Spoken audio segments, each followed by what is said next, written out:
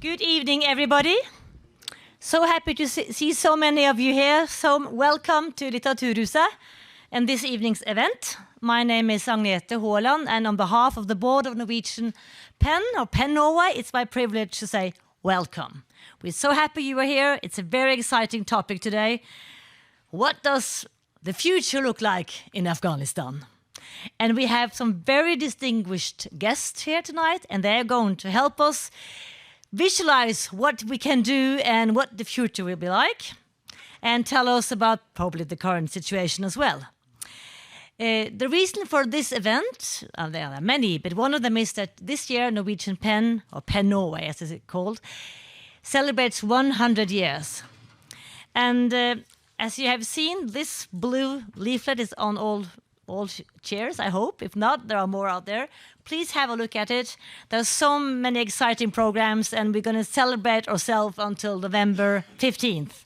So you're welcome today, and you're welcome to come back. The time limit today is about 1.5 hours, not longer, for the first session. And then there will be a short interval with some beautiful projections on the screen here as an exhibition from Afghanistan. And after the interval, you will meet the president of PEN Afghanistan, who's now living in exile in Copenhagen, and there will be Afghan poetry and cultural session. And as you know, if you are very welcome to join PEN. PEN stands for Poets, Essayists, and Novelists. So originally it was founded as an organization for authors, but now it's become an activist NGO who's actually working for freedom of expression all over the world. So with those words, I'm going to welcome today's moderator. That's Elisabeth Eide, who's a professor at OsloMet. Elisabeth, the floor is yours.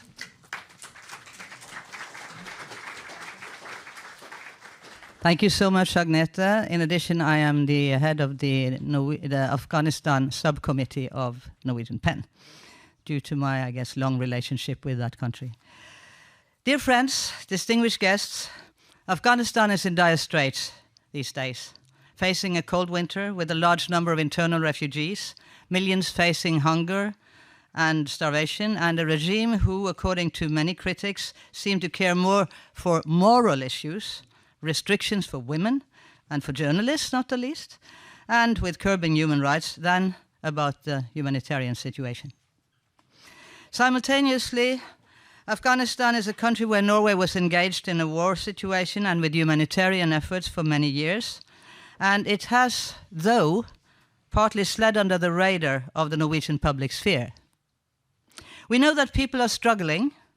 We receive the occasional images of groups of women supported by men, often surrounded by supportive men, actually. We shouldn't forget that. They still raise their voices, but at great risk. The situation for human rights and freedom of expression is alarming. The event here is an attempt to bring Afghanistan more back to our attention here in Norway. What does the future hold for Afghanistan, a country which has experienced war for several decades? For this purpose, we have two eminent keynote speakers and two panelists.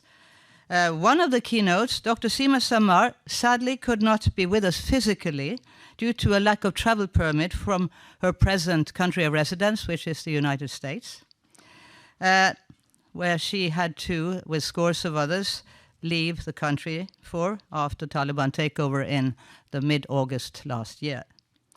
She will be joining us on Zoom. We thought, she is on Zoom. Fantastic. 2 minutes ago, there was a little bit of fear in my heart, but that fear is no longer there. Fantastic. So the others in the panel announced are here in the audience, and I will present them gradually as I give them the floor. But I will first then present Dr. Sima Samar. She is by profession a medical doctor, and I was happy to meet her for the first time in Quetta, in exile, during the final years of the Soviet occupation of Afghanistan. She has worked relentlessly for women's rights and human rights in Afghanistan with NGOs. She has funded and founded hospitals, schools, health services, women literary programs, etc. And after the previous Taliban regime fell in 2001, she became the first Minister of Women's Affairs. although for a quite short period, she reminded me, as we talked previously, 6 months only. I think that was due to her consequent outspokenness on behalf of human rights and women's rights. So that goes to her credit, I would kind of argue. She also served as a deputy president of the Karzai government, and from 2003 she became the leader of the Afghan Independent Human Rights Commission, and she served there as a leader until 2019.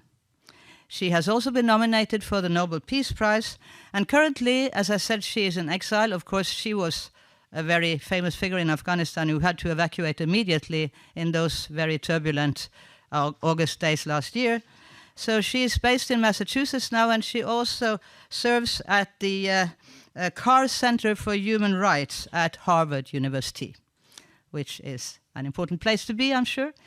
So her CV could be a book, but I don't want to steal too much of her time. Just briefly, she has worked and still does in a variety of capacities for the United Nations and has received a large number of awards also. But also with all this fame comes threats to her life, which has been an everyday occurrence for her for a number of years when she still was in Afghanistan. And she is particularly engaged in human rights, including women's rights and freedom of expression issues to this date, and I think for many years to come. And in one of her recent op-eds, she states that if the world abandons Afghanistan, the country faces catastrophe. And she goes on by writing that the so-called peace negotiations are dishonest and unacceptable. I would say I would give her the floor, but I'd rather say, dear Sima Samar, the air is yours. Okay. Welcome, most welcome. Thank you so much. First of all, good evening to everyone, and I'm so sorry that I could not be there among our friends. I see a lot of faces, which is so familiar, and I wish to be in there. I mean, Kai is there, which I count him as a friend. A lot of others, including the Dr. Spanta and PEN, Musa Zai, and some other people I can't recognize. As Elisabeth said, that I'm a medical doctor. For a medical doctor, when a baby born, the one who cries louder, that is the healthier. It doesn't matter which gender they belong. So that says a lot, that it is really a basic need of a human being in human rights. The first thing that the baby does, it's the loudest cry shows that how healthy they are, and that is the nature, and that is the natural need and rights of any human being. And also, this whole baby, as a medical doctor talking, is unless when they are hungry, when they need any other diaper change and so on, they really raise their voice. So it's really important part of the human nature to have freedom of expression. And through freedom of expression, of course, we can communicate, we can dialogue between the different people, different opinion and different ideas. It is key for development. It is key for a democratic society. It is key for peace, a sustainable peace. We cannot have sustainable peace without ignoring the freedom of expression and freedom of media. I have to congratulate the PEN Norway for 100 years of their anniversary, and also the Afghan friend that's sitting there, who was the 20th year of the Afghanistan PEN. So I think the freedom of media and freedom of expression, I think, is a tool to reduce violence, because you can discuss instead of taking gun and kill someone, instead of taking a stick and beat someone. So that is a strong tool in order to promote peace and equality in the country, including my country. I think that is also the freedom of expression, and then the freedom of media. play a strong role in order to give awareness to the people. When the people are aware, then they are able to protect and stand for their rights. So that is the important role of the freedom of media and freedom of expression. But I would say that freedom of expression is a right, but it has a responsibility also. We cannot use the freedom of expression to against the other people's dignity or violation of human rights of the others. That comes the very sensitive part of the distinguishing between the freedom of expression and the responsibility of a human being using the freedom of expression. So I think the hatred, unfortunately, I mean, I'm glad that we have the advancement of media, but it's so sad to see how the social media is used for hatred. And in Afghanistan, particularly, when you raise your voice, Sima, Samar say something simply, but then they say, you are Hazara and you do, I mean, all those things. So I give up on the social media. I'm not part of the social media. But using the freedom of expression, as Elisabeth said, that why I was removed from the government at the beginning in 2002, because of my freedom of expression, because I was calling for accountability and I was calling for justice. And that was really something that we need to know, that the using freedom of expression requires to sacrifice. And I did. And I stayed in Afghanistan because I wanted the future generation of the country to use the freedom and to promote human rights in Afghanistan. So what's happened to Afghanistan, unfortunately? We achieved a lot on freedom of expression, although it was not without really sacrifice. We lost a lot of our beloved journalists and people who were promoting human rights in the country. But we achieved something. And suddenly, because of the failure of Afghan people, Afghan government in particular, and the international community, I'm sorry to say, including Norway, we have Taliban back in the country. I was not thinking that I will see Taliban regime again in my life. But I'm seeing it, I'm watching it, and I'm suffering from the Taliban regime once again in Afghanistan. So Taliban and any other dictator around the world, why they're afraid from the freedom of expression? Yes, because what they do is not legitimate. What they do is against human rights. That's why if there's an environment where people respect the values of human rights, then there's no space for them to be holy, to be a soldier of God to control everybody's life.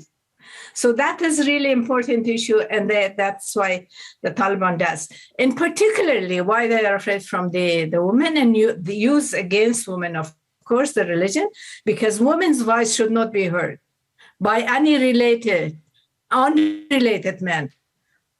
This is a tool to control people, and particularly control half of the population. I think one of the issues that in Afghanistan caused the failure of all of us is the discrimination between the gender. They use women as a second-class citizen and inferior to the men. And Taliban is the leader on that, unfortunately. Taliban, by their decrees and by their statements, they really encourage and empowered patriarchy in Afghanistan once again, by saying that if women do not cover their face, the husband or the male member of the family will be punished. So practically, they have their representative in every house. So patriarchy exists everywhere. I don't know how much in Norway. I'm not, sorry to say, Kai, we were discussing this issue a lot. But in our case, we are the extreme. The extreme that I don't think anybody could go far than that. So they should not, the only country who officially put ban on the girls' education. This was for during their first regime, and this is currently the case in Afghanistan. The only country who do not have constitution. When I say that there's a between rights and responsibility, we have a distinguish, and that could be done through the law in a country. And that law should be based on respect of human rights, and human dignity is the important part of those issues. So Taliban, unfortunately, they don't have any policy and governance strategy, but they do have policy to control the rights of the half of the population and the rights of minority. I'm sorry to say that it's a regime, or it's a people who think that they are superior from everybody else and they can act as a soldier or as a police of God in order to control. That is not Islamic. Completely not Islamic, because the most holy place for the Muslims is Mecca. Everybody is walking with open face, black, brown, white, Asian, Afghans, and all the other races. But here, Afghanistan is more holy than any other country, because we have this group of uneducated who take the Afghan population as a hostage in the country. So I think that what should be the future of Afghanistan? One, I think it is collective failure, and we have to collectively act to fix it. Second point, in my personal view, we have to acknowledge that we made a mistake. The acknowledgement is not there. Everybody is trying to deny and ignore. Denial is not going to change the reality in the ground. Thirdly, I think there should not be negotiation on human rights, because some people are saying the education of girls. Yes, education is key. And I think education gives me the power that I am able to speak.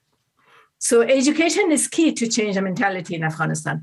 But the women's rights should not be narrowed down to the girls' education only. It's important what kind of education, because Taliban and those madrasas also got education. Under the education, name of education, they were in those places and brainwashed. And they forgot that they had a mother. So I think that is the other issue. Fourth point, I think, whatever you can do and Norway should do, I think, is that they have to support education in different levels, particularly for girls, but for everyone, because education is also basic rights, as the freedom of expression is a right, and access to food. And then we have, of course, the catastrophe, the humanitarian crisis in the country. We should deal with that with honesty, with the principle of human rights. So in my view, first of all, I hope it's not true. There's some report that it's a lot of corruption, and they are actually ignored to divide equally to different people of the country. But I'm not saying that this should be divided between ethnicity, but it should go to the needy person, whoever they are in Afghanistan. Even if they are in the Pamir, few families, they have the right to have access to humanitarian services. And finally, I would say that nothing can be achieved. No development, no sustainable development, no the peace without respect for human rights and without women's participation. And I think Taliban wants the peace or a country as peaceful as a graveyard. So nobody protests and nobody raised their voice. And I stop here. Thank you so much.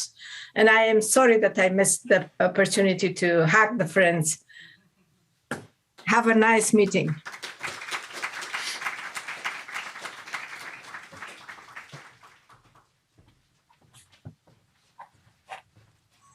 Thank you so much, Dr. Sima. If I could just ask you one small question about education, which is near to my heart. I recently read a spokesman for the Taliban saying that there were certain higher educations that women should not take, and one of them was journalism. Have you seen that? Yes. Journalism, agriculture, some other, I think, geology. Yes, as they think that they own the people, so they can choose instead of them. And that is the sad part again. And it's a question of control and power, what to say. There will be several other questions. I hope you stay with us, Dr. Sima Samar. Thank you so far. You're part of our panel, and we have an excellent technician here, Knut, at the back, who is serving us well, together with Jenny also. Next on my list here is Dr. Rangin Dadfar Spanta, who served as a minister for foreign affairs in Afghanistan from 2006 to 2010, and after that as a national security advisor until he became, as he puts it himself, a regular citizen of Afghanistan. As Dr. Samar, he has spent a number of years in exile during the Soviets and during the previous Taliban regime. In 1990 already, he defended his PhD in political science in Germany, and in 1996 he became a full professor as well as director, later then, of Third World Studies Institute at Aachen University. And after the dramatic days, in mid-August, he again ended in exile because he was also at great risk in Afghanistan. So he came back to his second country of origin, I would say a recent origin, Germany, where he also has his family, and he now holds a dual citizenship, Afghan and German. Very glad to have you with us. Please take this part here then. Yeah, the floor and the microphone is yours. You can now sit here, please. Later you'll be over there.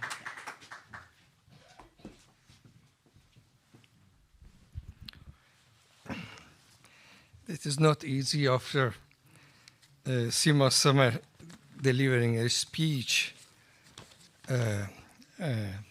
My dear friend and dear sister Sima, as always, you are wonderful. 100 years of commitment to freedom of expression is a proud history. Congratulations, Norwegian PEN. And also congratulations, Afghan PEN, my dear friend, Dr. Hamid. The emergence of democracy as a holistic political system and culture from the beginning was aimed to return political power to the citizens and prevent the abuse of power by ruling class. One of the most effective means and important characteristics of democracy polity is freedom of expression, which requires the commitment of responsible citizens worldwide. Today, more than ever, we need initiatives such as PEN that promote freedom of expressions, because in our world, human rights and fundamental freedoms are systematically violated and neglected in various ways by autocrats, religious groups, and unfortunately, very unfortunately, by democracies. These actions are often justified by the requirements of religion, tradition, and cultural differences. In light of these better experiences, it is critical that human rights defenders act, collaborate, and network globally. I have been asked, ladies and gentlemen, by my old friends, they have the same family name, but they are not relative. Elisabeth Eide and Kai Eide, to talk about the future and prospect for political development in Afghanistan. It is tough task to do it, especially as political scientists. We was not too successful by our analysis. The collapse of Soviet Union was difficult for us to have a prognosis about that. Attack on Ukraine, this invasion of Russia was difficult to do it. Even the citizen movement, a comeback of Taliban to Afghanistan, even that was difficult in my discipline, had some difficulties. And civil movement now in Iran, also another example that my discipline is not too successful, unfortunately.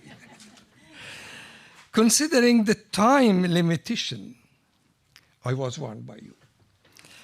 I will share my key reflection both on why our efforts for the formation of a stable constitutional state has failed in the prospect of reviving this constitutional state.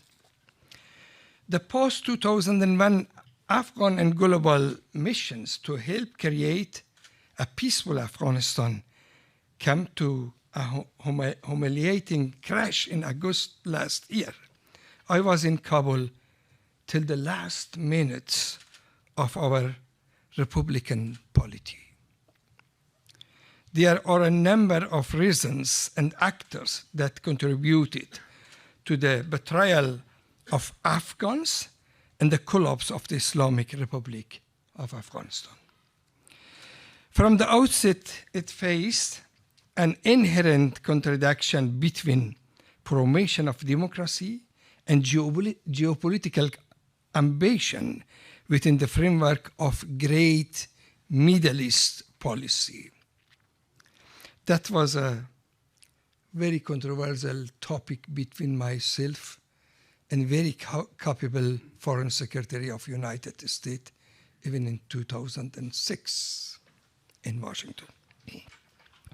It failed because of the illusion that elimination of terrorism can be attained by working and appeasing the chief state sponsor of terrorism. You know which country I mean. It failed because of the policy that differentiated terrorist groups according to their passport. Hence, Al-Qaeda was seen as terrorist group, but their strategic and ideological partner, the Taliban, was treated as a local and rural insurgent group. It failed because of pursuing contradictory objectives of war, state building, democratization, regional cooperation, and global war and terrorism. Each objective had its own dynamic, actors, and resources. The Afghan citizens got caught between these conflicting objectives, which resulted in their gradual disengagement with the Islamic Republic of Afghanistan, with our state. It failed because of the illusion that externally deriving peace process would not undermine the confidence, capacity, and legitimacy of Afghanistan's already state and security institutions. It failed because of the refusal of the Afghan power elite, I am one of them, to extricate themselves from the depth of corruption, nepotism, and ethno-nationalism. It failed because of even not partial decisive action against the partial focus on corruption. Corruption was systematic and widespread at multi-levels. But due to the power disparity, only the Afghan version of the corruption received security and security and publicity. We need to own up to our mistake and take our share of responsibility, particularly we Afghan and also our allies. They worked in past 20 years in Afghanistan. Now, ladies and gentlemen, dear friend, I would like to conclude my reflection on the previous illusions and missed opportunity with the hope that no new illusion should follow the old ones. The normative conceptual development of the fundamental rights and freedom of citizens in legal framework in Afghanistan began, nobody believe me, no? Began in 1926 through the basic law of the Reform King Amanullah Khan. The basic rights of the citizens were legally secured, albeit the weak counters, which transformed the legal status of Afghan from subjects to the citizens of a state. All subsequent governments declared their commitment to civil liberties and rights and inserted them into the country's constitutions. Although discrepancy between constitutional provisions and their enforcement was enormous, the Taliban were the first ruling group that systematically dismantled Afghan citizens' basic rights and constitutional protections in 1996. Taliban's version of the politics was again restored in August last year. Afghanistan is the only, as Sima said, the only country that does not have any notion of legality and constitutionalism. The ruling junta openly and proudly are disfranchising the Afghan citizens in the name of God and tradition.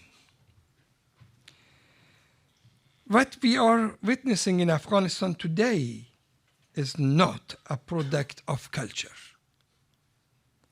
but the rule of an eclectic ideology with component of Salafism, Islamism, and selective reference to social norms and cultural practices. This restored project had not only Afghan players, but some enthusiastic activists from the democratic and autocratic countries. So to say, here the cooperation of both directions worked well. Thank God, this cooperation doesn't work in Ukraine. That was a kind of race between the both democracies and autocracies, winning the Taliban sympathies toward themselves. That's the bad luck. Sadly, Taliban's power monopoly reign of terror is projected as Taliban's capacity in bringing peace to Afghanistan. Taliban's incredible and successful deception strategy is sold as potential avenue for power sharing formulate between the Taliban and their opponents. In the peace discourse in Afghanistan, ladies and gentlemen, some incorrigible circles still dream of Taliban's peacefulness. As with any terror and ideology group, sharing power and genuine peace are existential threats to the Taliban's power and identity. Taliban's return to power and their violence-oriented ideology and oppression has promoted resistance. A resistance that is multifaceted and aimed at achieving peace and freedoms to our citizens. The civil resistance of women, the peaceful political resistance as well as the armed resistance complement one another. But illusions and dream will not alone restore peace to the country. A moderate, inclusive, and democracy-oriented movement for peace building in Afghanistan should be aimed. A movement that is insulated from geopolitical competitions and proxy warfare. While separate, disparate, and different in size and skill and motivations, various resistance movements against the Taliban are emerging. I would like, with your permission, to categorize them in 4 broad categories. I know this is a reductionist attitude, but allow me for better understanding to do it.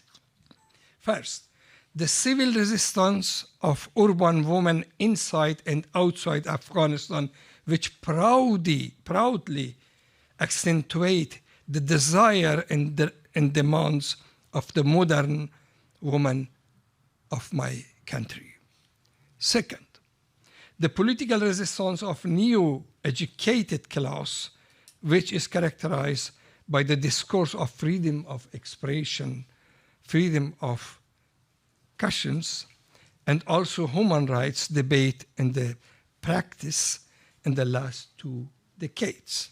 Third, the armed resistance, which stands fundamentally as an antagonism of the passivity and spectator mentality of the former political and military leaders, and expanding vehemently.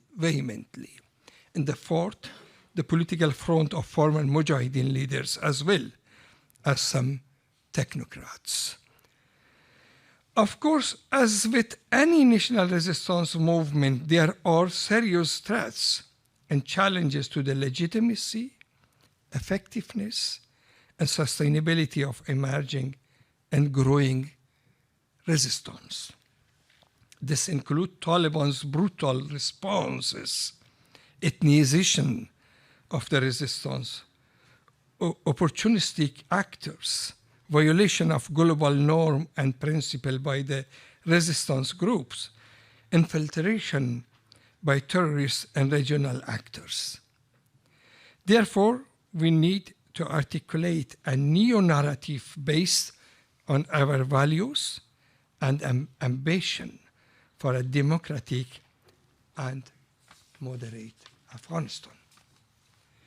From my point of view, for the result-oriented peace concept, above all, we need a social and diplomatic space for shaping the new peace discourse in my country. Saying goodbye to the illusion that peace can be made with the Afghan faction of global terrorism is the first step in the right direction. The disastrous Doha Agreement should have awakened those who entertained the fantasy of inclusive peace with and by a totalitarian and proxy junta group. Unfortunately, there is not yet a conducive environment for a meaningful diplomatic peace discourse in and for Afghanistan. To this end, we need a powerful mandate and role for the United Nations to help initiate a holistic peace strategy, particularly in bringing closer together the regional and external stakeholders alongside different resistance movement and potential for negotiations. Ladies and gentlemen, dear friends, as a nation that endures 5 decades of war and conflicts, war is not our choice, should be not our choice, can't be our choice. Securing peace, freedom, dignity, and statehood requirements tough and hard choices. Required tough and hard choices, including resistance. With other words, resistance imposed on us. Notwithstanding emergence of new issues and priorities, the struggle of Afghanistan men and women for peace and freedom remain worthy of both our collective consciousness and shared security. Thank you very much.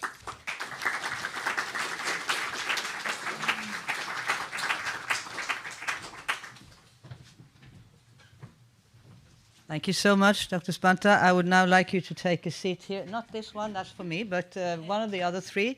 And I would also like to invite the two other panelists who will now comment upon the keynotes. That is Ms. Hasina Shirzad and Mr. Kai Eide. Please take the floor while I will introduce you. Please, not that.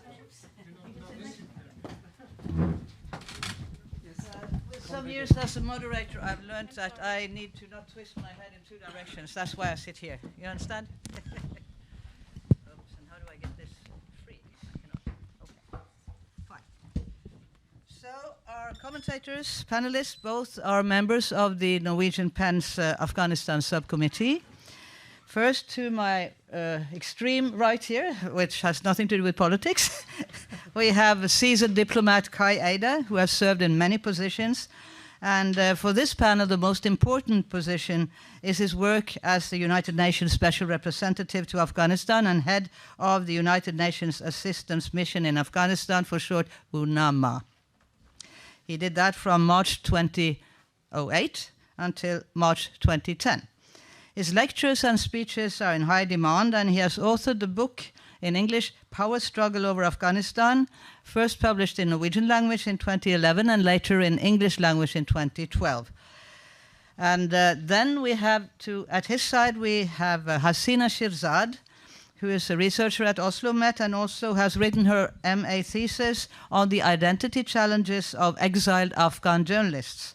Being a journalist from Afghanistan herself, with experiences also as a spokesperson for the Afghanistan Election Commission, in 2015, she is much concerned with the development of her country, not least media in her country, of course. And she follows the situation closely, particularly on social media among the young Afghans. She has also written several articles in different press, different media.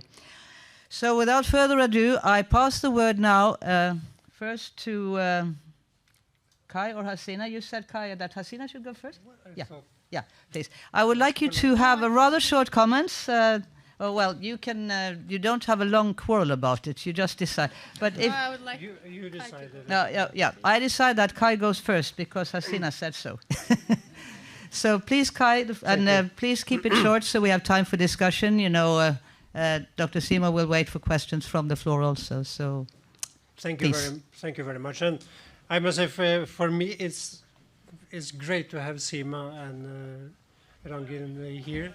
Use the microphone close. Microphone. Put your nose near to the mic. I rather put the mic close to my nose. Either way is fine. I just want to tell you how fantastic it is to have Sima Samar, unfortunately not in the room physically, but you're with us, and then also Rangin Spanta. Both were among my very best friends during my time in Afghanistan, and I have so many memories that you won't believe it. And when I must say I enjoyed my time in Afghanistan at the same time as I felt it was in many ways a sad time. But when I enjoyed it, it was because of the people, first of all, and because of the culture and what you could observe what a fantastic country. I always used to say that it's only a question of the year when Afghanistan will be the venue for the World Championship in downhill skiing. That's my dream, and I still hope to get there. I thought there were some very intriguing remarks made here, and then you talked about negotiations, both of you, and there, you know, I feel a little bit guilty since I have always believed that you should try to negotiate when you can.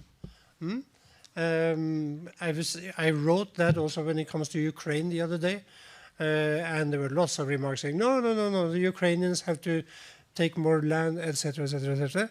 Well, you never know what's going to happen half a year down the road or a year down the road. So whenever an opening comes, you have to grab it. The same I learned from the Balkans.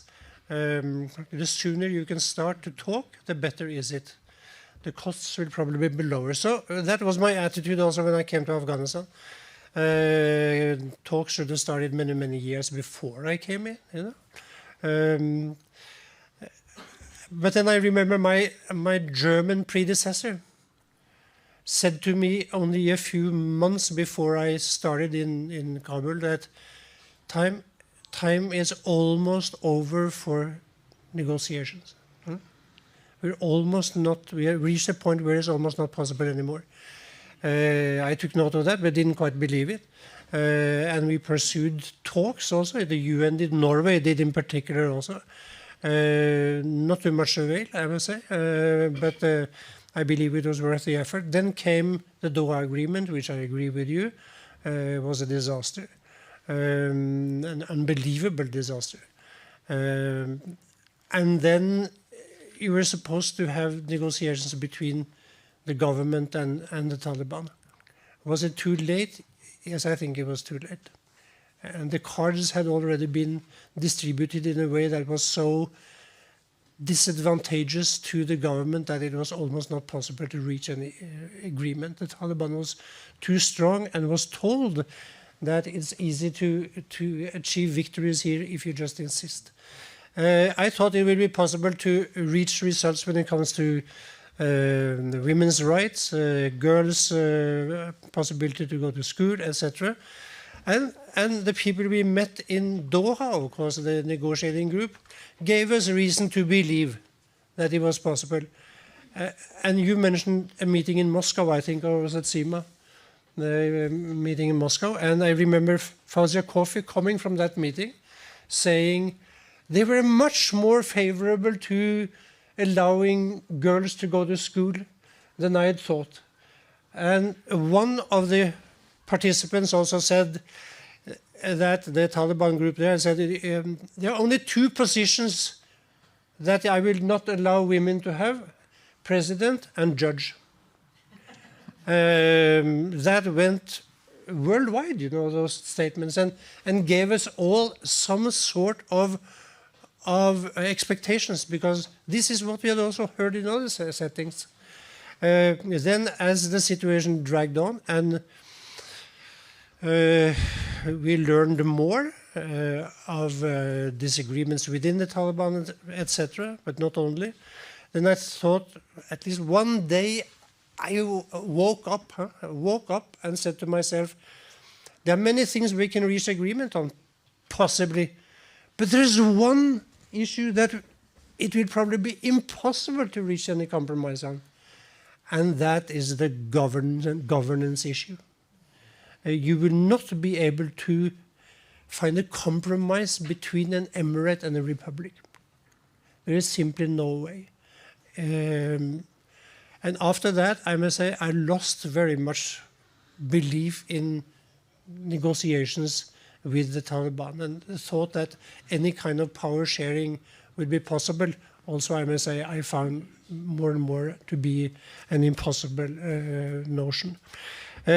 I think you mentioned towards the end of your speech a vision of where to go from now. That is very interesting. You said there are 4 different groups. You mentioned the women who still continue protesting, not only in Kabul, but in other cities, regularly. You mentioned the 3 other groups.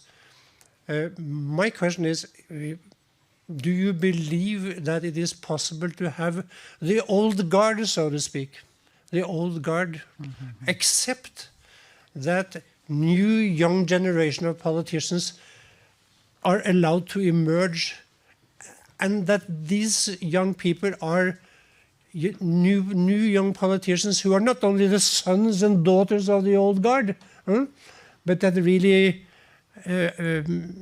by their own merits, will be allowed to grow and become part of the political elite. That, to me, is a really big question. Just to finish, having followed the Afghan scene, not least on the peace and reconciliation side, I have been in despair so many times, looking at the Afghan political elite completely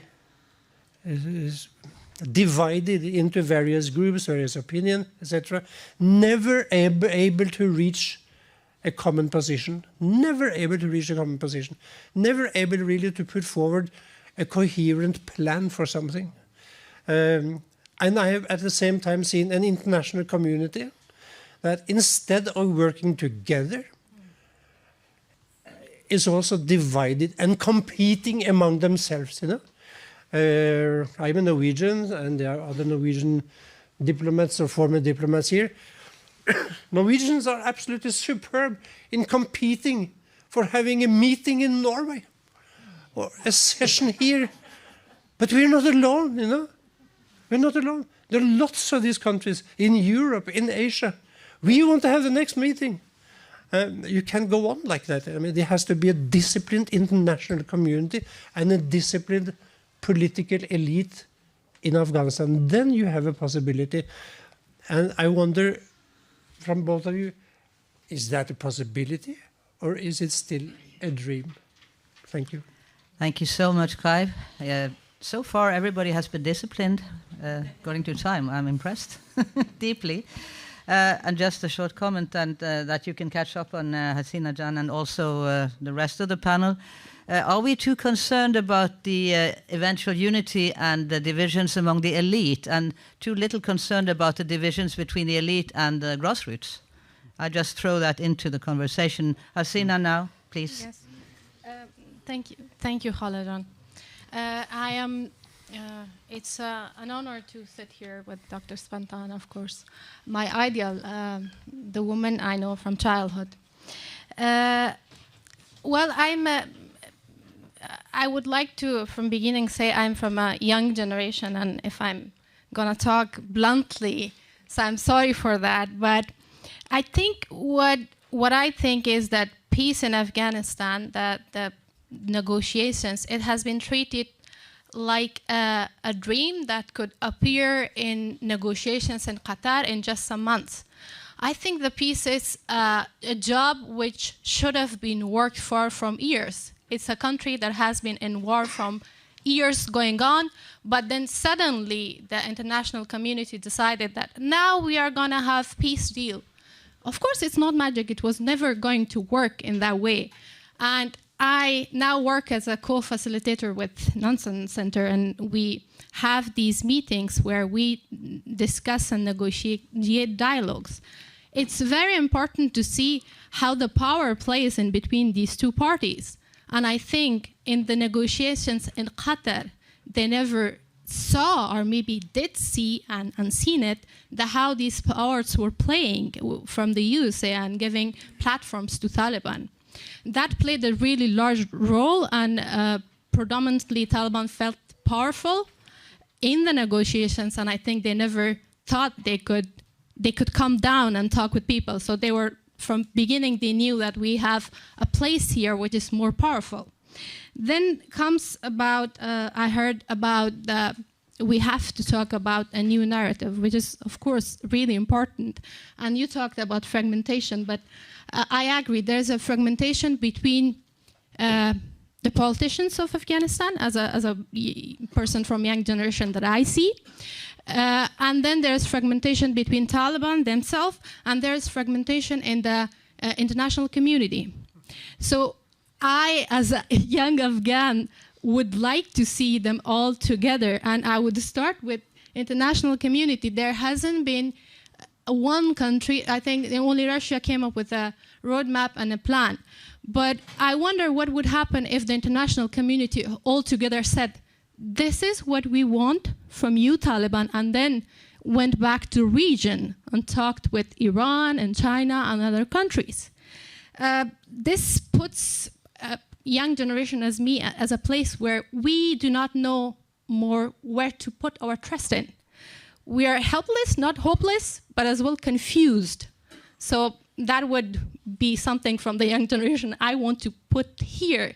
That please make up your mind, all of these 3 parts that I talked about. It's confusing. It has been a year. You're seeing what's going on.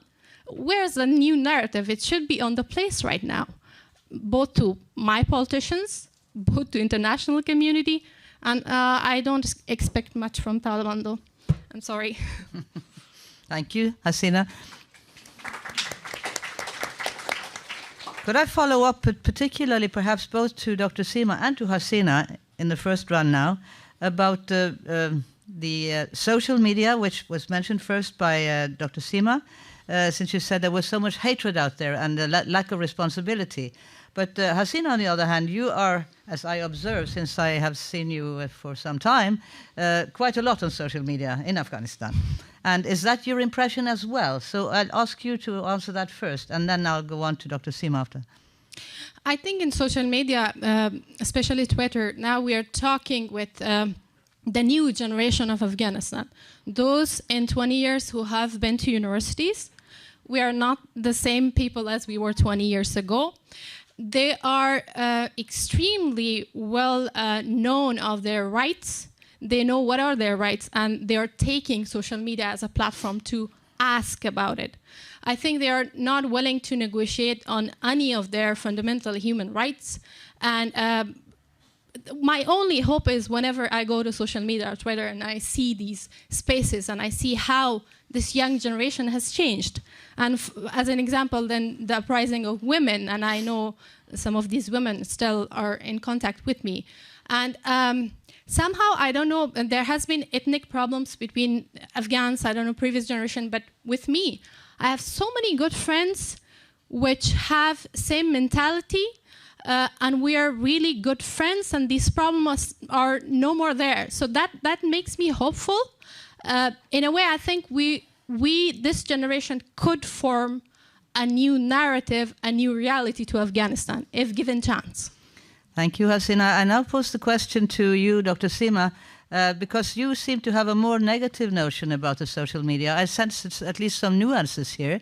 So would you please, I mean, it could be generational or it could be different experiences on an individual level, but what's your comment to what Hasina just said?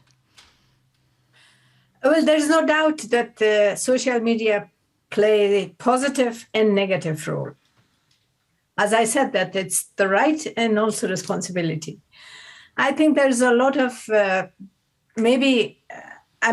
have a lot of Pashtun friends and non-Hazara friends around myself. We were a different generation, I think. We were much, I would say, there was less division between my generation based on ethnicity. And just to add that the truth is that even if the war is a just war, it's very distracting. It's not only distractive on the building and the roads and the bridges, it's destructive on the social fabric. Imagine in Afghanistan, I agree that the young generation should be involved, but to be very honest and frank, it should be inclusive of everyone. Ghani had some young generation with him. I mean, his advisor was those young generation. And how much they knew the country and how much they were able to really have positive role.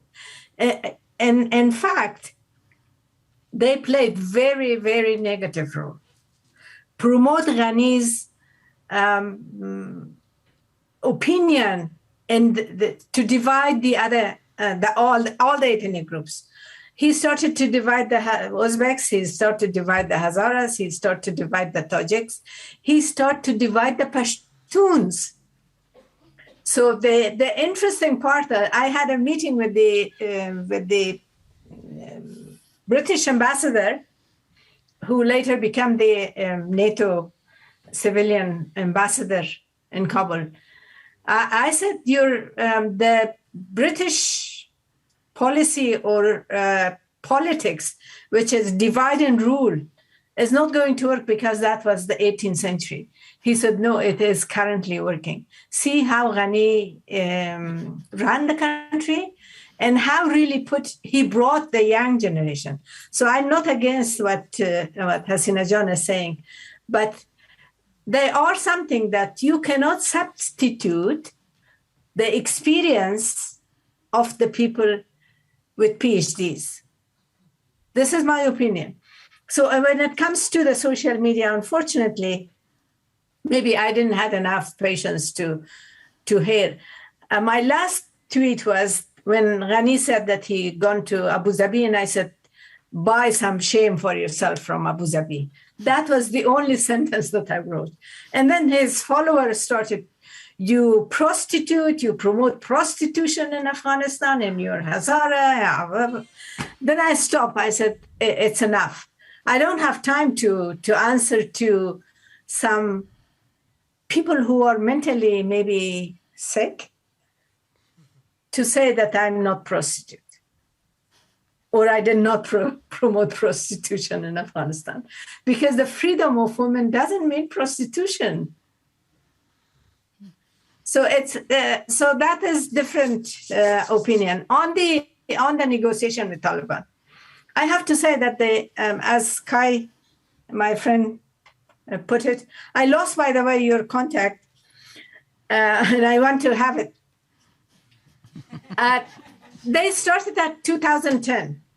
Afghanistan government started 2010, the whole High Peace Council, and also the international community started. Norway did, German did, France did, you name it, everybody did. American did. Remember that they sent 5, it was during Obama when they exchanged 5 Afghan prisoner or Taliban leadership from Guantanamo with 1 American soldier in Doha. So that was the whole negotiation was going on. My question is, Taliban are they seriously ready to negotiate? No. In my opinion, in my view. But on the negotiation, of course, we are promoting negotiation, and I'm not against the promotion of violence and again, war in Afghanistan, active war. But I do believe on physics. When say there's the action, there will be reaction. That's natural, that's science. Just to end up my comment. But the government, particularly Ghani, was not able to manage the peace process. And the intention of Khalilzad, I don't know if it was really bringing peace in Afghanistan, or he wanted to promote himself to be somebody in Afghanistan. So there's a big question mark. And unless you really build the trust, somehow you cannot really bring. And I think that the division between the people of Afghanistan is very natural, Kai. It's not new. I think it's in every country. So we were in shock, and hopefully we will find a way. But unfortunately, again, the division is the gap is quite a lot, because we have some opportunist politician who just want to have a position in the Taliban, and then they become already Talib. So they remove their ties to Shalwar Kameez, change to Shalwar Kameez. Thank you. Thank you so much. Yeah, please. I think part of the discussion proves to be retrospective, and I can understand the need to learn from past mistakes, of course. But still the title of this program is Afghanistan's Future. So I want to ask at least 2 questions now to the whole panel. And the one is there too much concentration, and it's a kind of leading question, on the divisions between top leadership within the Taliban? You know, you have Kandahar, you have the Quetta, all these different people. And too little concentration of what's happening at the village level, for example. And the other question is, what are the chances, let's say on a scale from 0 to 10, for having an inclusive government in Afghanistan in the next years to come? I have additional questions, so please, short answers from now on, and I'll, Dr. Spanta, you can go first. The second question was about the prospects of having an inclusive government in Afghanistan, let's say in the next 5 years, to widen the perspective a little bit. And please turn off your sound, this is a mobile sound-free zone, if you didn't notice. Yeah. So please, Dr. Spanta.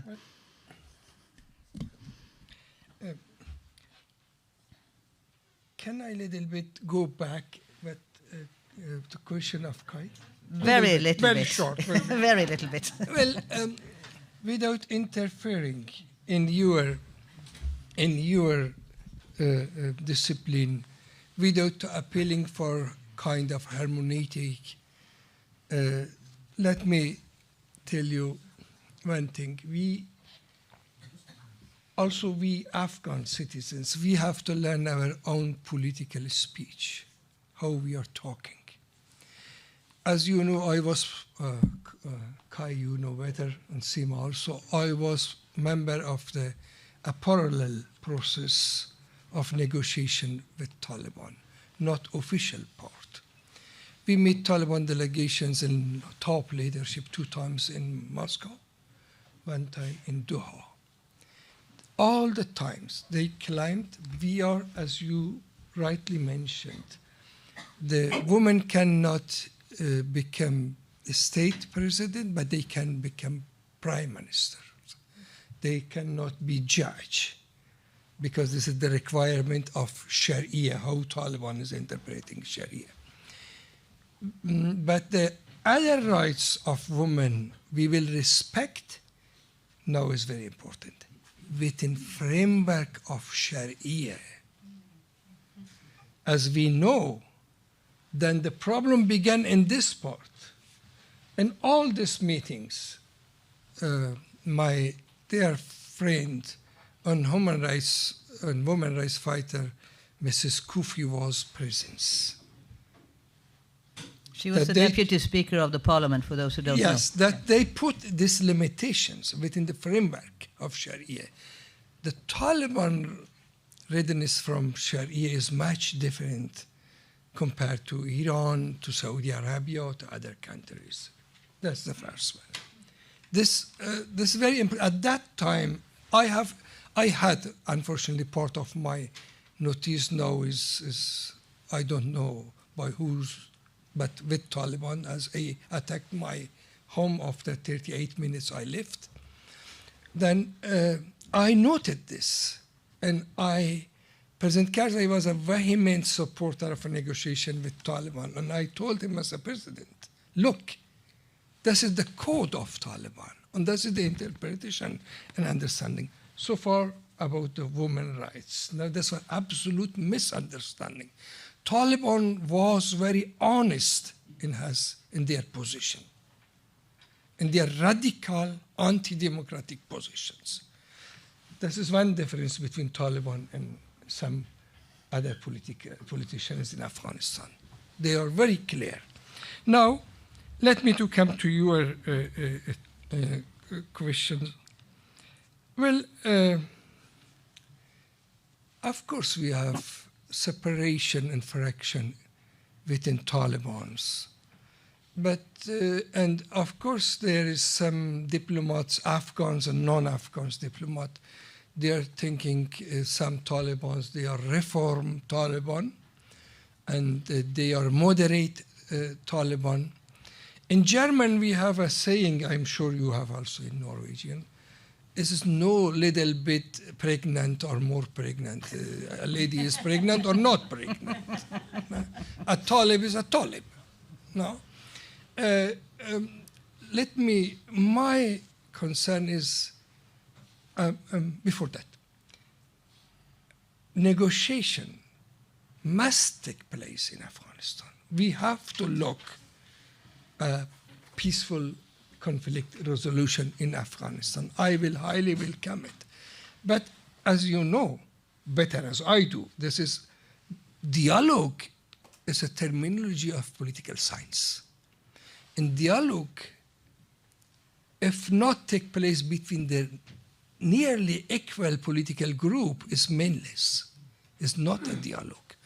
As Taliban was not under power, they rejected having a constructive result-oriented dialogue with us.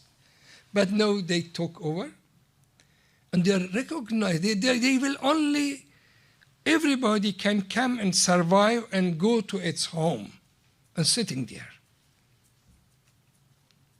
How you can begin the negotiations?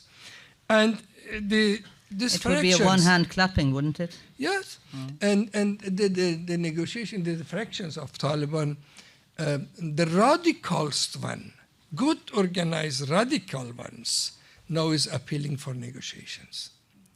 And broad-based, inclusive government in Afghanistan. Now, why this tactical attitude and behavior, I don't know. But before that, we have to pave the precondition for negotiations. That means the other part of this dialogue must be powerful. And that is a moderate, united political groups with all differences. Well, from my point of view, today is no power sharing, unfortunately, is not a topic for Taliban. That is a legend. The legend by children bringing them to bed is very beautiful, and then for relaxing is very good, but not for political analysis and also conflict resolutions. I think as a political scientist, what you just said is that you have to negotiate from certain kind of strength, and if there is no strength, there is no I wrote here in Farsi. I wrote here in Farsi, مذاکره از موضع قدرت, negotiation from the position of strength. خوب, تشکر. Well, I would like to follow up on the girls' education, to bring that into the picture, because in the Norwegian public sphere, that has been one of the major issues that everybody knows about. If they don't know much about the development in Afghanistan, at least they know that women or girls after the class 6 are denied the right to education. But there are small pockets where they are allowed, and there are homeschools, secret homeschools and all, but what is the chance of this victory being achieved in the coming years? Is that at all possible, or are the Taliban so strict that they wouldn't go for that? And Sima, you have to wave your hands if you want to say something, please. Yeah, you wave your hands. So please, you can go, and then the rest of the panel will comment this, because this is a major issue.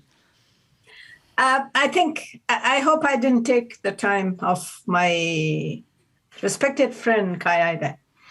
A few points, Elisabeth. One, I think we cannot really ignore the past, because we cannot build a building without foundation. Right. Past history is part of our foundation of the country for the future, whatever we want to make. The second point, which is not related to your question, is the accountability and justice. We forgot justice for war crimes and crimes against humanity. When it comes to girls' education, I think there are people who argue that good Taliban and bad Taliban. I simply say that we have to find a definition for good and bad, who's good and who's bad. As Dr. Spanta said, they are pregnant or not. They might, I don't know. Anyway, the abortion is banned. Anyway, so for the girls' education, I think we should put pressure, but not only narrow down the women's rights and human rights in education of the girls.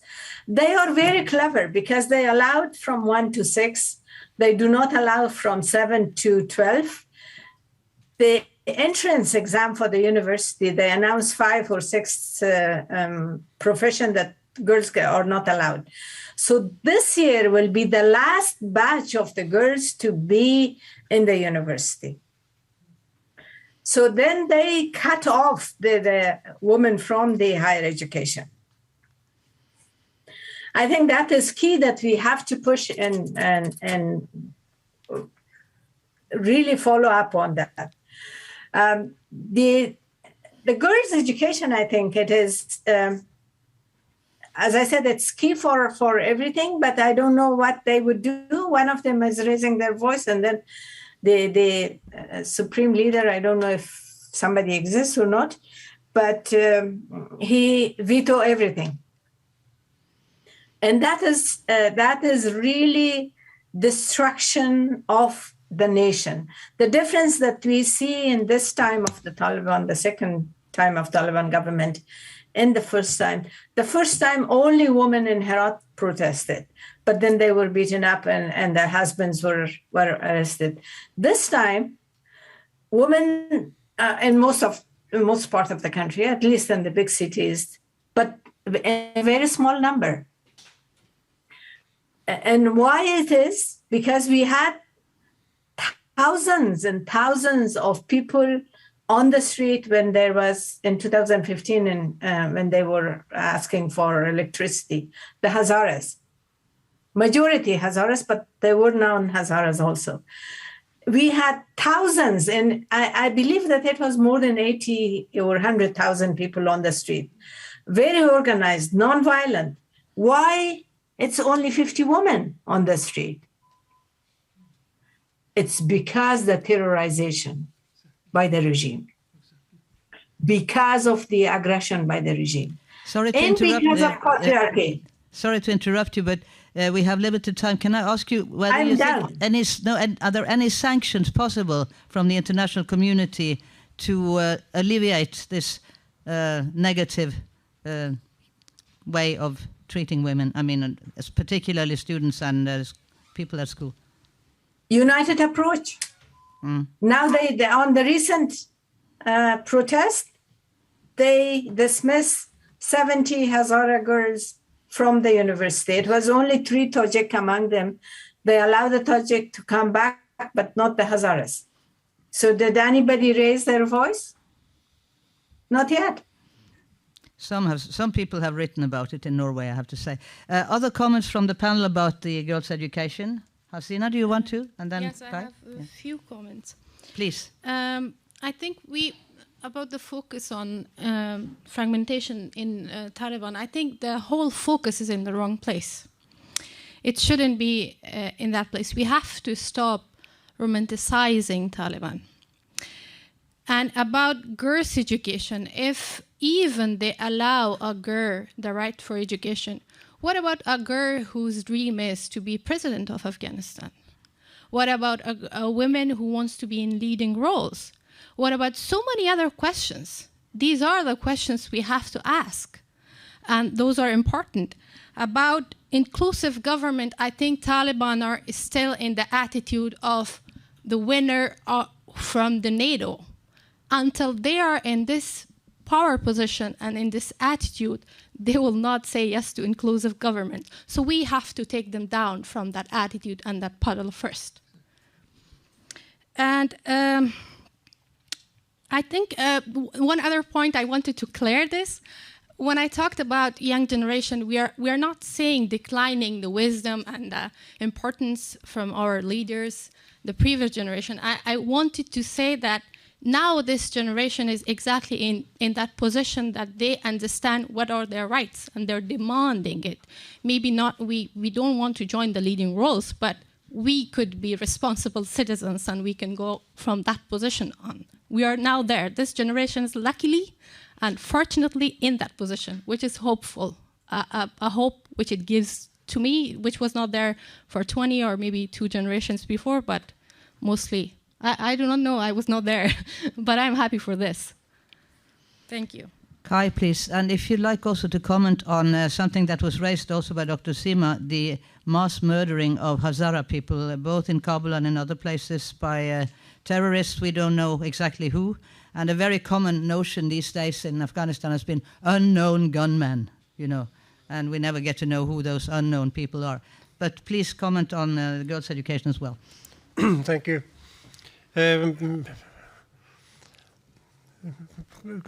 Did the Taliban ever want to give full education for women, 7 to 12, etc.? You know, I must say, yes, I believe that many of those who sit in Kabul were really in favor of that. You know, wanted to go down that road, because nobody's going to tell me that everything was prepared for the Afghan New Year, for opening the schools. All preparations were made. The girls were told that they could go to school from day X, was it 23rd of March, was it? And hundreds of them came to school, were then told to go back.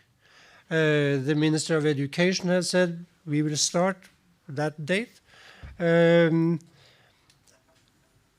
many others, you know, and if you still hear today, you know, for instance, Mr. Stanigzai, who's the Deputy Foreign Minister, isn't he? He still argues that case. Shaheen, who is the appointed ambassador to the UN by the Taliban, the same. I mean, they didn't go into a situation where their position was overturned in 2-3 hours. If they had expected that to happen. But the supreme leader came in and overturned it all. Now, is it possible today to change that situation? No, I don't think so. I don't think so. I think that for the foreseeable future, and I hope that there will be a regime change in the foreseeable future, I don't think it's possible to change it, because if there's one thing the Taliban is really scared about, it is a division inside their own movement, and there's some kind of, I mean, significant division, not only difference of opinion, but something that goes more profoundly, and therefore there's, I don't see any way really in the coming future that anything will happen on that. The whole overriding question, the most important question that decides all the rest, has to do with the composition of the government. That means an inclusive government, and you will not be able to reach that point with the Taliban as part of it, of course. So there you are in for a protracted period of conflict, hopefully at the political level, but with the experience we have, very likely also a violent conflict in the period to come. I have two more questions, and I'll have to ask you to be very short in your answers. And one has to do with, since we are PEN, because there are some media who still publish, and they still cover some news in Afghanistan. Although thousands of journalists have left Afghanistan and hundreds of media have closed down, and have been forcibly closed down, or have been closed down due to economic constraints. But what would you say to journalists who still hang around and try to do a decent job under the current circumstances, who have chosen to stay there and try to do what they can within the current very hard conditions? Who wants to address this? Sima, you first, and then Hasina. One, I think that we have to give them courage to continue. That is also political support and also financial support. Financial support is really key to let them, to give them hope that they can do their work. And we also have to say that to promote democracy, to promote human rights, to promote freedom of expression, requires sacrifice.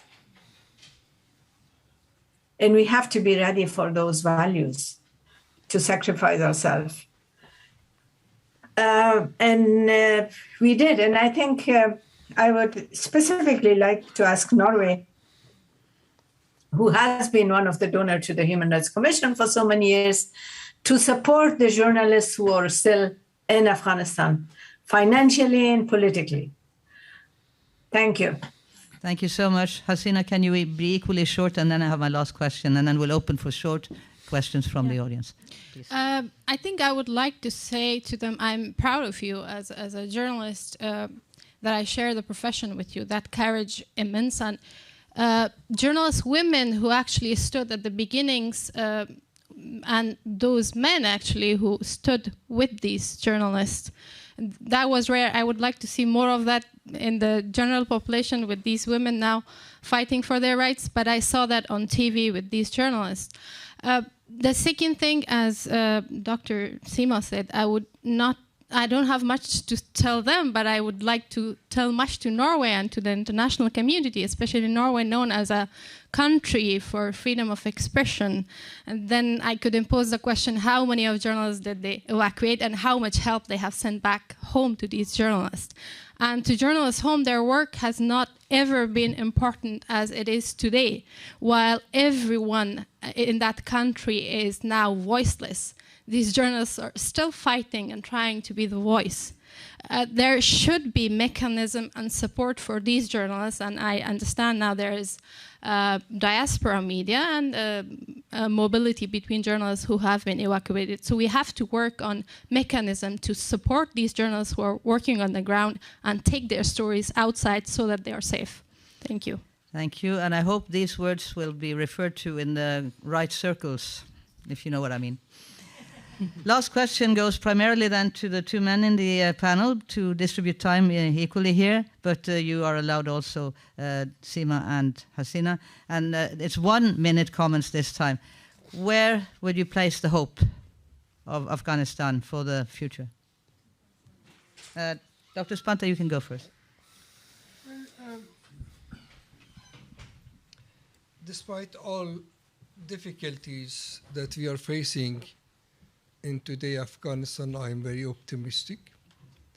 The source of this optimism for myself is first of all the urbanized, educated woman in Afghanistan on top of our democratization struggle. And the second is the young generations. They learned very quickly from our failure and mistakes.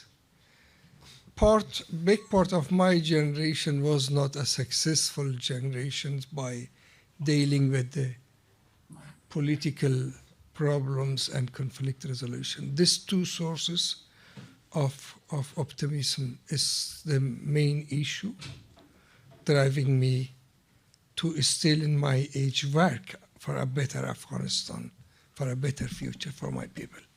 Thank you so much. Kai, please. Well, I agree, in fact, fully, but then I would add something. I think we can also do something about that here in our own country. And we have experienced quite recently, Norway brought a group of young Afghan women to Norway last year. And what do we do? Here are women who have played a role in their country. They had a vision, a vocation, a commitment. They had constituted a network where they came from. Then they come to Norway, and they are grateful to come to Norway, and we expect them to be grateful. But then what else do? We put them several hundred kilometers from each other in different parts of the country without any possibility to constitute a network and to continue what is their vocation. That to me is completely absurd, because if we had done that, we would have done two things at the same time. Received refugees and allowed them to play a role, continue to play a role. We robbed them of the second part. And what is happening?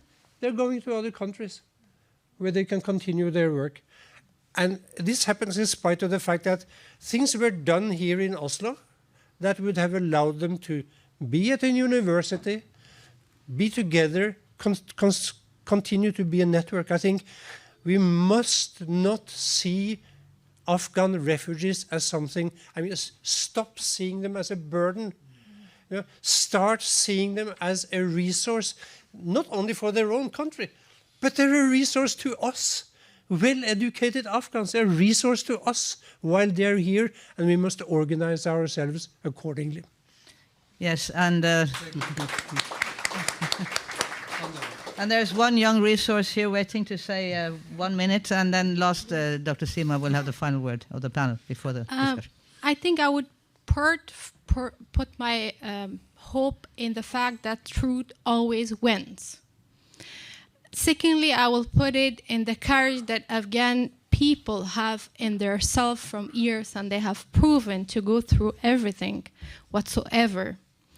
Thirdly, I will put it on the international community. If they hopefully will realize and understand that they have commitment to what they always say are their actual values, please show up to what you said. And of course, I hope that my own politicians and leaders will soon come up with this new narrative that we are waiting for. These are my hopes, and I hope it will work. Thank you. Thank you. Dr. Sima, please, last words here now. I'm always been optimistic, so I continue the struggle for basic rights of the people. And I think the Taliban cannot take the knowledge from the people, even if they put them in prison. So they do have the knowledge for their human rights, and they will stand and resist. With all the pressure that the Taliban put, the girls are not wearing the hijab as they ask them to do. That is a civilian resistance. And that is the hope for the future generation also. But I would add something that we all have to lobby for accountability and justice.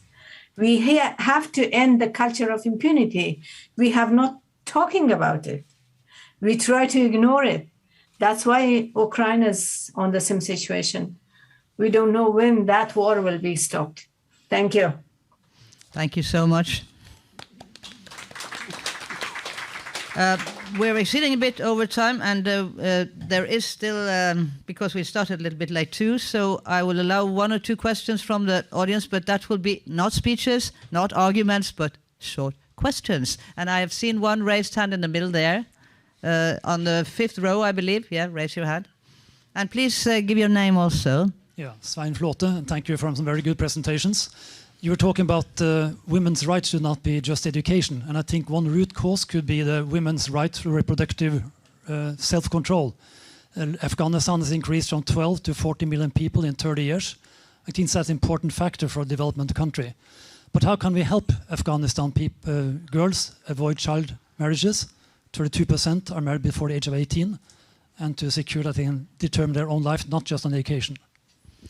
Thank you. That was exemplarily short. Now I see Peter Bauk, I think, next. And you raised your hand also. Yeah. So that you'll be third. And then, so Peter Bauk here first.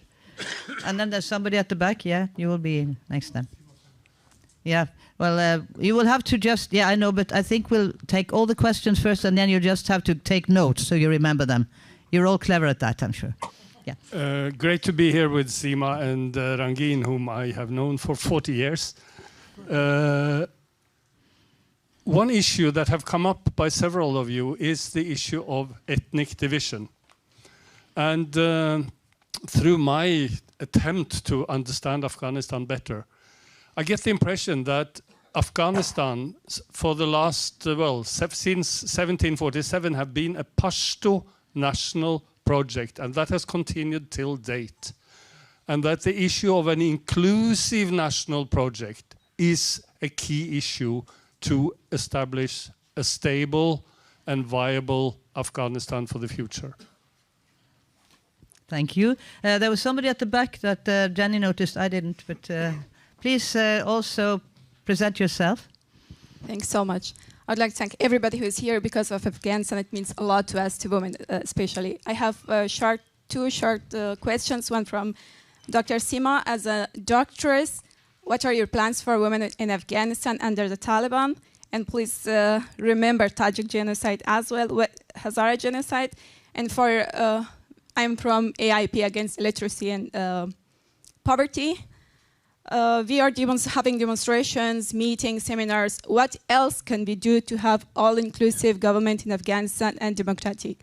I'm not asking world community, I'm asking we normal people, because world community is supporting Taliban by being silent. Taliban are eliminating us 51% of society, but women in Afghanistan will not be eliminated.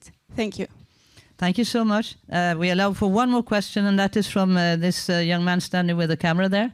I think we'll have to stop there, sorry, but there will be a short break where you can also directly contact at least the three physically present persons here. Thank Please, you. Your name? Thank you very much. My name is Basil Nikubin, originally from Afghanistan. I've just wanted to mention that second question you have asked Mr. Eide about the mass killing of the Hazaras that is going on. I think it was Mrs. Eide. Yeah. Thank you. Thank you. Good. About the mass killings of Hazaras. So now, who wants to go first? Sima, you raised your hand, so you can go first now, please. Yes, one on the reproductive rights, I completely agree. We produced so many children during the war. That's why we have a lot of soldiers for Taliban. Unemployed, uneducated young men who become aggressive and Talib. So we need to do that. Secondly, I think we can not, I would say we did it, I did it in 1990s and I'm doing it still now, trying to find some support for that. And at least we need to stop the number of the children, not only because of the child marriage, because of the reality in the country. So we don't need so many people to degrade the environment also, to be short on that. On the second point that my sister said, I'm not saying only the Hazara genocide.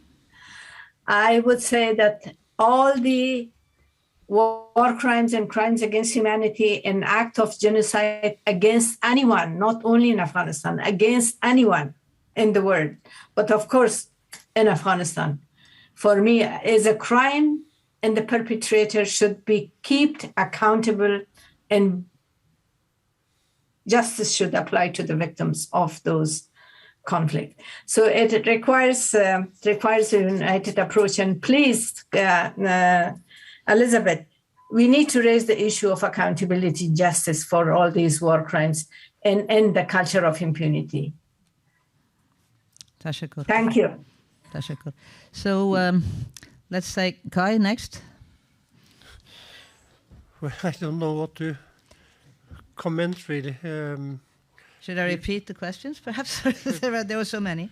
The ethnic divisions, for example, since 1747. The question of the Hazara mass murdering, you know, of course we should stand up, and governments should stand up more clearly than they do today. No doubt about that. The governments should also stand up for Afghanistan as such more than we do today. But we are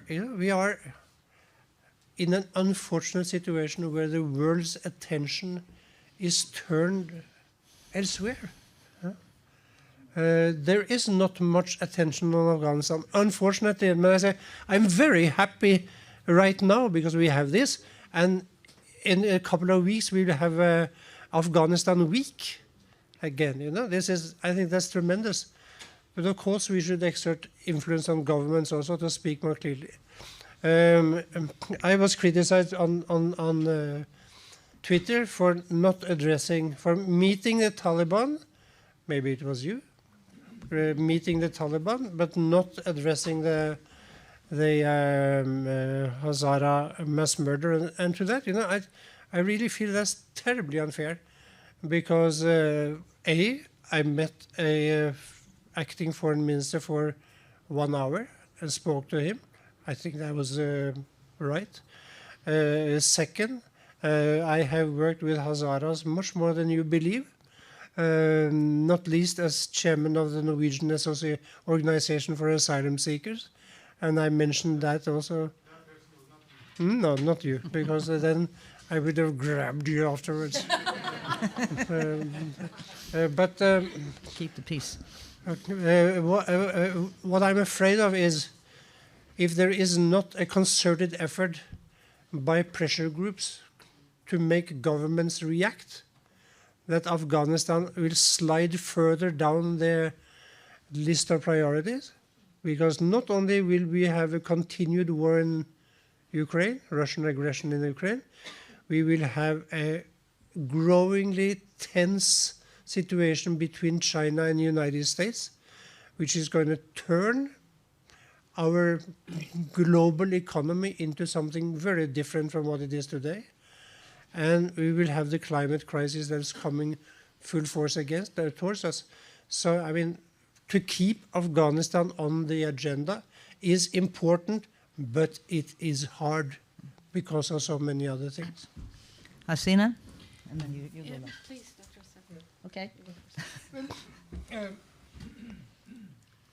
Nobody in this round, and also a serious politician, can convince me that today in the world we have a nation, that this nation has only one ethnic groups, or base of ethnicity.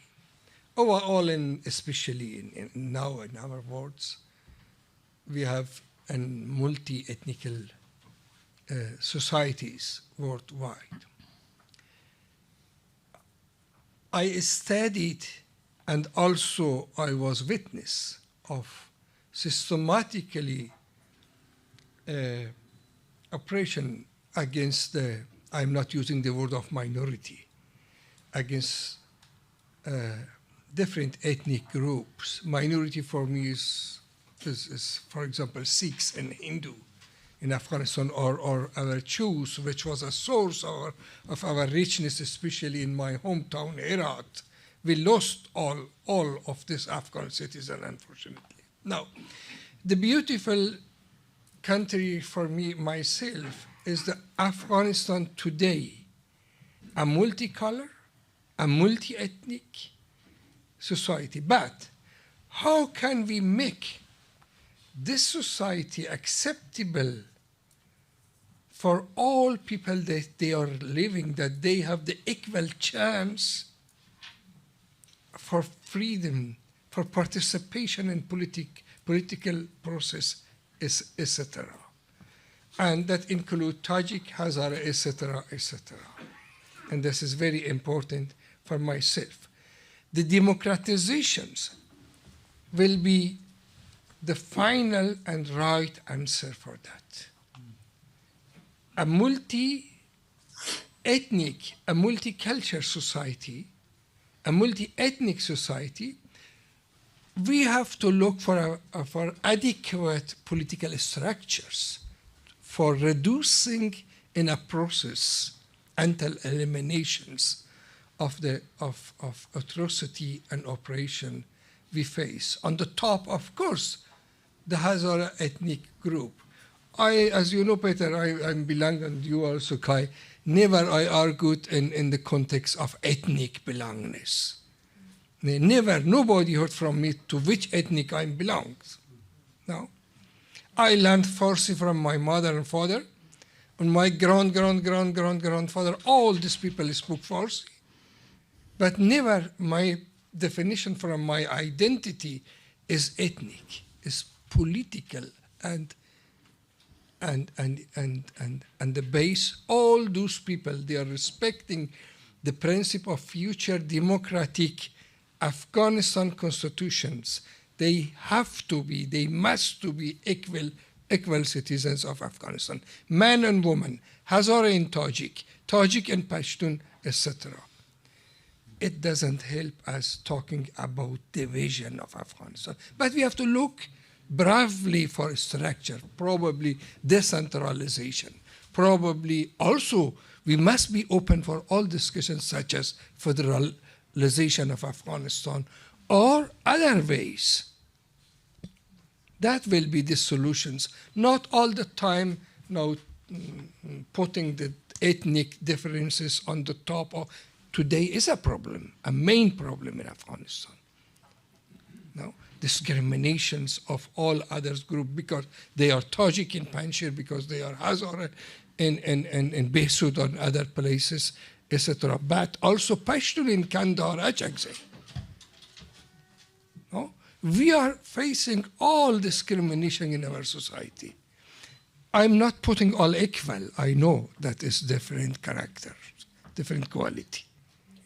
Now, we have to work for a democratic, decentralized Afghanistan, but we have to keep our country with this picture, with this geography, with all color of our citizens. Thank you. Thank you. Hasina, you decline? I think most points are very, said. yeah, I think right. Ethnic division is not something new. It's in all countries. But we have to focus on what we have in common than focusing on our differences. And about war crimes and massacre, not only for Hazaras, for Tajiks killed in Panjshir, for those who were killed in Kandahar, and for those who were killed in Nangarhar, we have to talk. We have to be together and raise our voice together. For an Afghanistan where every citizen and human can have their own basic human rights, for that kind of Afghanistan, we have to talk. And that we cannot do without each other. We have to know we need each other. And Afghanistan cannot go with one ethnicity, whether it's Pashtun, although I am Pashtun. So that was the final word from the panel. Now a short final word from me, and then stay put, because there's more to come. Look for solutions. Inclusiveness among us and among the wider circles that we all move in, which will be preceding the eventual inclusive government, I think. Strong united pressure will help. And I want to quote one friend who's in the audience here, because every time I went to Afghanistan, and it's been it's been many times, I always asked, where is the hope, as I asked you today. And Wahid Warastah, who's sitting there on the 4th row, he said, well, you know, sometimes it's hard to hope, but we have to force the hope. I've never forgotten that particular sentence. I think we sometimes have to force the hope, but let's do that then, okay? And then, just stay put, because after Agnete has got rid of some gifts here, it seems, we will have some words about the photo exhibition that will be shown during the break. So sit quietly until I tell you that you can mingle. Is that okay? Thank you. Thank you. Okay, thank you so much for to the panel. Very interesting and long and very challenging. Oops, there I have to do this because of the people who are not present in the room. So I won't do that. Sorry about those not present. But thank you so much for a very interesting conversation. And to Mrs. Spanta, we will give a book, because Norwegian PEN is very into work in Afghanistan, but also in Turkey. We have a strong position in Turkey. And Ilan Shumak, he is a Turkish poet who's been in jail for 28 years, and he's been writing 9 poetry collections during those years. And this is the last one. Thank you so much. Thank you. And the 3 of us will get the history of PEN for the last, and Norwegian, especially in Norway, for the last 100 years. Thank you so much. You won't ask me in the next meeting about the details of this history, right? So, I don't have to read it. Thank you so much. So now, without further ado, I pass the word to His Excellency Yusuf Ghafurzai, who is the ambassador of Afghanistan, not representing the current power holders in Kabul, just so you know that. Please, you're going to present the photo exhibition, so while you speak, you can come here. While you speak, they will have the screen rolled out, so we should slowly descend, we who are up here now. Okay, please, Yusuf Ghafurzai.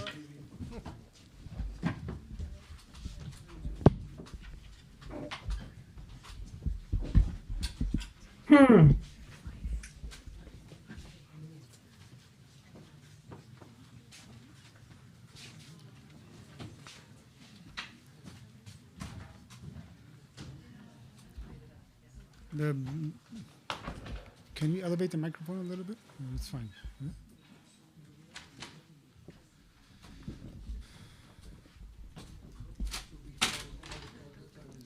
Oh, okay. It's fine. It's fine. Bismillah ar-Rahman ar-Rahim. Dear friends, colleagues, let me start by first thanking Norsk PEN for holding this evening's discussion on a very, very important issue. The way forward, I think I should say that the title of the discussion really is reflective of a new understanding that the current situation by no means is sustainable and we will have to work towards the future. Secondly, I want to congratulate Afghan PEN on the 20th anniversary of its inception and the important work that it has done and it continues to do in support of Afghan writers, artists, and other intellectuals. Indeed, such initiatives are an important part of many partnerships between Afghanistan and Norway. They also reflect an important point that despite the very tragic situation that came about in August of last year, Afghanistan still is a focus for some of its close friends. But to a larger point, such initiatives symbolize the fact that the effort between Afghanistan and its international friends to reach a point of stability in the country continues. First and foremost, this is important for the sake of the Afghan people. And secondly, it's also important for the sake of global peace and security, which should not, and I emphasize should not, be seen separate from events in Afghanistan. We're also very pleased that we've had with us this evening two very respected and distinguished personalities in Dr. Spanta, Dr. Sima Samar, two individuals who have proven their dedicated service to Afghanistan and its people. I can say with confidence that the points that they raised are very much in line with the message that the absolute majority of Afghans are speaking to the international community in order to get out of the current chaos. This means ending grave human rights violations, including a form of gender apartheid, upholding the fundamental rights of all Afghans, enabling the people to decide on their future, and creating the environment where all Afghans from all ethnic groups are able to live as equal citizens with equal opportunities before the law. The photo exhibition, which will now be seen, reflects the picture of an Afghanistan in more stable times, and in a way, some of the important gains of the past 2 decades prior to the Taliban's takeover. Of course, the emergence of a new class of young civil society, including writers, journalists, photographers, and civil servants, is perhaps one of the most important aspects of these gains. And they will impact a stable and democratic future in the way forward. This new dedicated class are among hundreds of thousands of Afghans inside and outside the country defending national values, and those who are doing so inside the country are risking their own lives in this effort. The new generation of leaders must be supported and they must be empowered.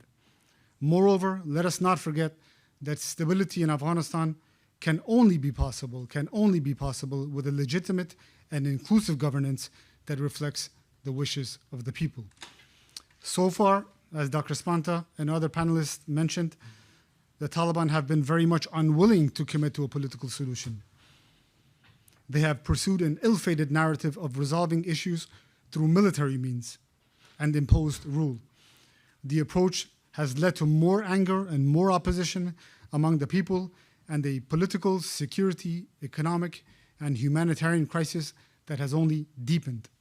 Meanwhile, the desire for a political solution among the Afghan people is still very strong.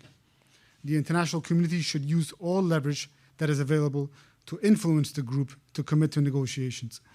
Moreover, for any agreement to be responsive to the current situation, it must include agreement on all core issues: the rights of all Afghans, especially women and girls and minority groups, the constitution of the country, the composition and mandate of a broad-based government, the future political system under which Afghanistan is to be governed, and of course, the holding of elections for people to decide their future. In the meantime, as mentioned earlier, the international community should start a sustained and structured dialogue with responsible political actors and groups from across various ethnic groups who are committed to Afghanistan's national interest. And should the Taliban not be interested in a national agreement, let us not forget that Afghanistan is not short of committed citizens who are ready to play an important role for the future of their country. And let me conclude by a fact which is often forgotten, unfortunately, that the Taliban may be a population of 40,000, but the population of Afghanistan is 40 million. We should work to uphold their will. Thank you very much.